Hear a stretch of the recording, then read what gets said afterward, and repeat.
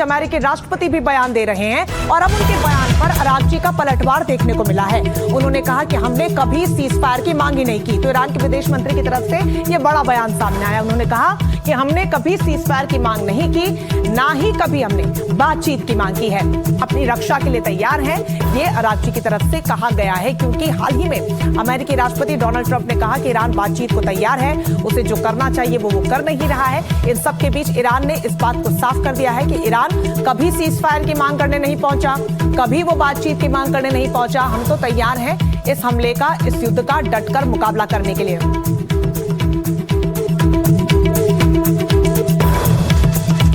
तो ईरान लगातार कह रहा है कि हम युद्ध विराम नहीं चाहते, हम सीज फायर पर बात भी नहीं करना चाहते, और इसी सिलसिले में ईरान लगातार हमले कर रहा है। बड़ी खबर, देर रात तेल अवीव पर ईरान ने बड़ा हमला किया है। तेल अवीव पर ईरान ने मिसाइलें बरसाई हैं। एयर डिफेंस सिस्टम को चकमा देने का दावा किया जा रहा है। तेल अवीव में भीषण धमाके की आवाज सुनाई दी और ये तस्वीरें इस वक्त की सबसे भयावह तस्वीरें एक बार फिर से हम आपको दिखा रहे हैं कि कैसे एयर डिफेंस सिस्टम को चकमा दिया गया है। उसका दावा ईरान की तरफ से किया गया है कि इंटरसेप्ट हमारी मिसाइल को एयर डिफेंस सिस्टम इसराइल का नहीं कर पाया। और उसके बाद देखिए ये बड़ा धमाका जिसकी तस्वीरें सामने आ रही है। आप देखिए आसमान से आती मिसाइल जमीन पर किस तरीके से तबाही मचाती है, तस्वीरों में कैद हो गया।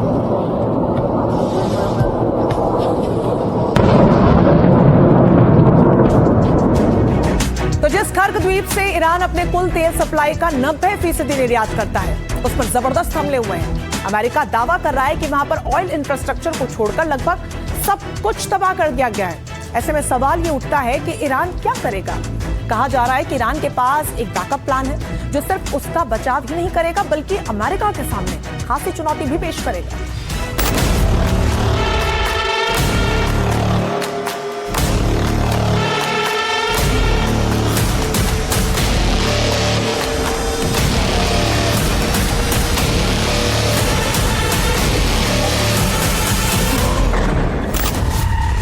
ईरान और अमेरिका के बीच तनाव अपने चरम पर है। अमेरिकी बमबारी ने ईरान के रणनीतिक ठिकानों को दहला दिया है। 90 से अधिक सैन्य ठिकानों पर हमले हुए हैं, जिसमें एयर डिफेंस सिस्टम और नेवल बेस शामिल हैं। लेकिन असली सवाल यह है कि अगर ईरान का मुख्य तेल डिपो खर्ग द्वीप तबाह हो गया तो क्या ईरान उन्हें टेक देगा? जवाब है नहीं। ईरान के पास एक सीक्रेट बैकअप प्लान है, एक ऐसा प्लान जो दुनिया की सबसे व्यस्त समुद्री पट्टी हॉर्मुज स्ट्रेट को बाईपास कर सकता है। आज हम बात करेंगे ईरान के जास्क पोर्ट और उसके वैकल्पिक रास्तों की।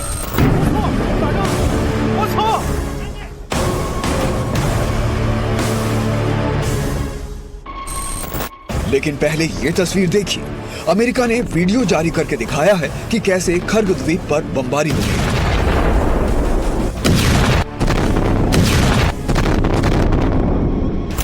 अमेरिकी सेंट्रल कमांड ने सोशल मीडिया प्लेटफॉर्म एक्स पर जानकारी दी कि बीती रात अमेरिकी सेना ने ईरान के खर्ग द्वीप पर काफी बड़े पैमाने पर सटीक हमला किया। इस हमले में नौसैनिक माइन स्टोरेज, मिसाइल बंकर और दूसरे कई सैन्य ठिकानों को पूरी तरह नष्ट कर दिया गया है। रिपोर्ट के अनुसार अमेरिका ने खर्ग द्वीप पर 90 से अधिक ईरानी सैन्य ठिकानों को सफलतापूर्वक निशाना बनाया। लेकिन रणनीति के तहत फिलहाल ईरान के ऑयल इंफ्रास्ट्रक्चर को सुरक्षित रखा गया है ताकि वैश्विक तेल संकट को टाला जा सके। राष्ट्रपति डोनाल्ड ट्रंप ने भी कहा कि अमेरिकी सेना ने ईरान के खर्ग द्वीप पर सैन्य ठिकानों को नेस्तनाबूद कर दिया है। इस बात पर ध्यान दीजिए कि अब तक के हमलों में अमेरिका ने ईरान के ऑयल इंफ्रास्ट्रक्चर को सीधा निशाना नहीं बनाया है। लेकिन राष्ट्रपति डोनाल्ड ट्रंप की चेतावनी साफ है, अगर ईरान ने स्ट्रेट ऑफ हॉर्मुज में जहाजों का रास्ता रोका तो ईरान की आर्थिक लाइफलाइन यानी उसके तेल ठिकाने खाक में मिला दिए जाएंगे। दरअसल ईरान का 90% तेल निर्यात अकेले खर्ग द्वीप से होता है। अगर यहाँ हमला हुआ तो ईरान की अर्थव्यवस्था पूरी तरह ठप हो सकती है।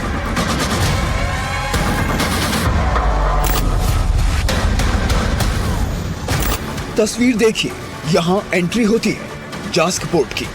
ये पोर्ट ओमान की खाड़ी में स्थित है।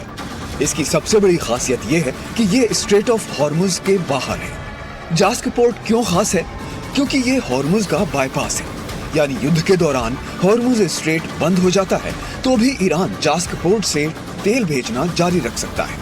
दरअसल ईरान ने गोरेह जास्क पाइपलाइन बनाई है जो लगभग 1000 किलोमीटर लंबी है। ये तेल को सीधा जास्क पोर्ट तक पहुंचाती है। हालांकि जास्क पोर्ट अभी खर्ग द्वीप जितना विशाल नहीं है, यहाँ टैंकरों का उतना बड़ा जमावड़ा नहीं लग सकता, लेकिन संकट के समय ये ईरान को ऑक्सीजन देने का काम करेगा। सिर्फ जास्क ही नहीं, ईरान के पास प्लान बी की एक पूरी लिस्ट है। मिसाल के तौर पर बंदर अब्बास और लवड़ द्वीप, यहाँ छोटे टर्मिनल्स हैं जो सीमित मात्रा में सप्लाई जारी रख सकते हैं। इसी तरह नेका द्वीप, उत्तर में स्थित ये द्वीप कैस्पियन सागर के जरिए ऑयल स्वैप्स यानी तेल के आदान प्रदान के लिए इस्तेमाल किया जा सकता है। यानी ये बैकअप भले ही खर्ग द्वीप की बराबरी ना कर पाए, लेकिन ये ईरान को पूरी तरह टूटने से बचा सकते हैं। एक और बात ध्यान देने की है, ईरान का ये बैकअप प्लान सिर्फ अपनी अर्थव्यवस्था को बचाने के लिए नहीं, बल्कि दुनिया को संदेश भी है। अगर ईरान ने जास्क पोर्ट से सप्लाई शुरू की और हॉर्मुज को बंद कर दिया तो वैश्विक तेल की कीमतें आसमान छूने लगेंगी। अमेरिका के लिए जास्क पोर्ट को रोकना एक बड़ी चुनौती होगी, क्योंकि ये खुले समुद्र की ओर खुलता है। क्या ईरान का ये दांव उसे युद्ध में टिके रहने में मदद करेगा, या अमेरिका के पास जास्क को भी रोकने का कोई प्लान तैयार है?